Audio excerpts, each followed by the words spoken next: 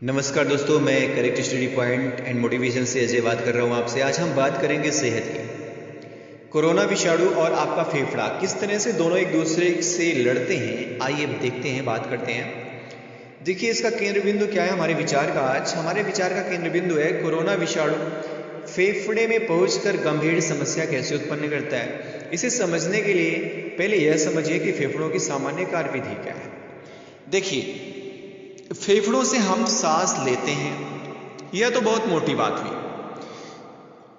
पर किस तरह से फेफड़ों द्वारा हम सांस का इस्तेमाल करते हैं और सांस लेने से क्या होता है, सांस का महत्व क्या है, चलिए थोड़ा विस्तार से समझते हैं। सांस लेने का अर्थ वायुमंडल में मौजूद हवा को भीतर खींचकर फेफड़े नामक अंगों में भरना। यह काम आप सायास भी कर सकते हैं, किंतु अधिकांश समय में हमारा सांस लेना अनायास ही चलता रहता है। आप कभी सोच विचार कर सांस ले लें, ऐसा हो सकता है, किंतु सोच विचार कर सांस कब और कितनी बार ली जाती है। जागते समय और सोते समय भी हमारे मस्तिष्क में ऐसी व्यवस्था है कि वह अपने आप अनैच्छिक ढंग से श्वसन को जारी रख सकता है। अतः यह हवा जो भीतर ली जा रही है, इसमें 21% के लगभग ऑक्सीजन मौजूद है।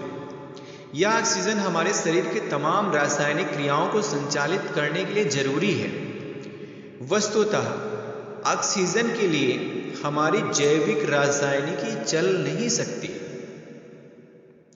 जब ढेरों अन्य जानवरों कीटाणुओं की तरह ऑक्सीजन जीवी जंतु हों, यह ऑक्सीजन युक्त हवा स्वस्थ फेफड़े की सूक्ष्म अंगूरनुमा संरचनाओं में पहुंचती है, जिन्हें एलोविलाई कहते हैं। इन एलोविलाई की दीवारें अत्यधिक पतली होती हैं और इन एलोविलाई दीवारों से चिपका हुआ सूक्ष्म रक्त वाहिनियों का एक जाल होता है, जिन्हें कैपिलरी कहा जाता है। यानी अति नन्हे अत्यधिक पतली दीवार वाले ढेर सारे अंगूरों के चारों ओर लिपटी खून ले जा रही अति सूक्ष्म रक्त वाहिनियां।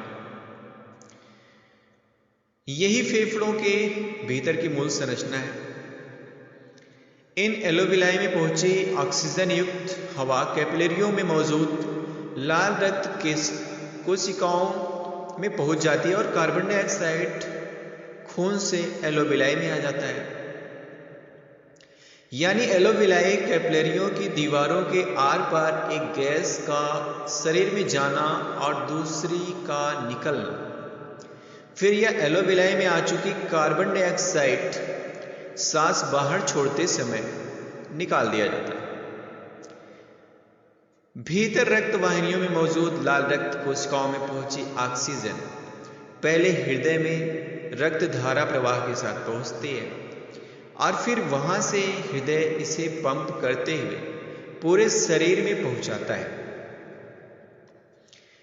एलोविलाई और कैपिलरियों की दीवारें इतनी पतली क्यों हैं?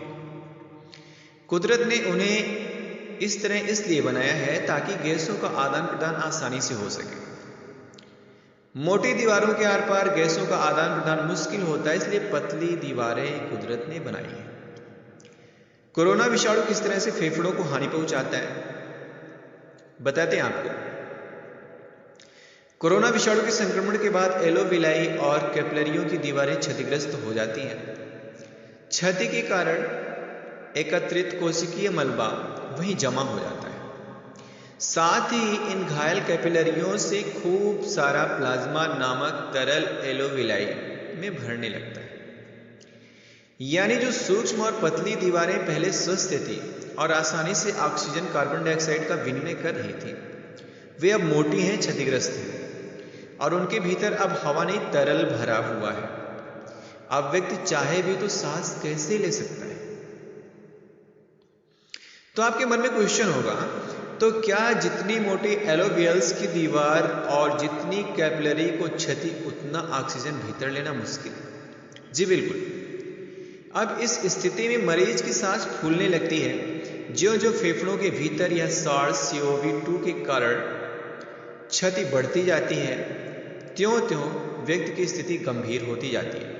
फिर कोरोना संक्रमण की इस स्थिति के साथ अन्य जीवाणु भी इसका साथ निभा सकते हैं, अर्थात इस विषाणु के साथ अन्य जीवाणु भी। जी हाँ, प्राथमिक क्षति कोरोना विषाणु से और द्वितीयक क्षति किसी अन्य जीवाणु के द्वारा। फेफड़ों में होने वाली ऑक्सीजन कार्बन डाइऑक्साइड की अदला बदली को मुश्किल करके ही यह विषाणु दुनिया भर के मनुष्य को मुश्किल में डाले हुए है।